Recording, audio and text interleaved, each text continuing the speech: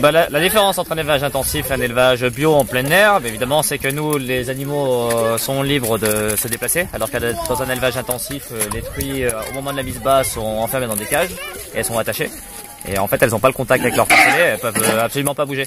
Alors que nous, la différence, c'est que les truies sont élevées ensemble.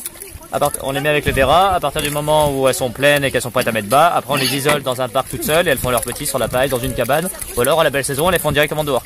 Ça évite tous les problèmes d'écrasement. C'est le plus gros problème dans l'élevage du cochon en maternité, c'est l'écrasement des petits.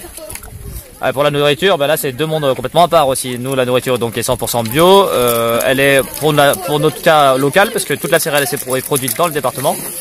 Et on leur donne surtout, c'est ce que je disais tout à l'heure, pas du tout d'antibiotiques dans la ration, ils mangent uniquement de la céréale mélangée avec un petit peu de soja et des minéraux. Jamais non, on utilise, on vermifuge les cochons 1 à 2 fois par an.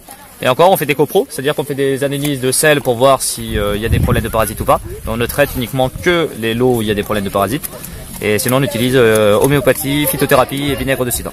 Le vinaigre de cidre sur le cochon, ça permet de... En fait, le problème en Dordogne, c'est qu'on a une eau qui est très calcaire, donc avec un pH qui est très élevé, et donc du coup, ça favorise le parasitisme. Donc si on abaisse un peu le pH de l'eau, plus les bonnes propriétés du vinaigre de cidre, ça solutionne un petit peu les problèmes de manque d'appétit, des choses comme ça. Donc et pour les poulets, ça limite complètement le problème de coccidiose. Ça évite d'utiliser les anticocciniens.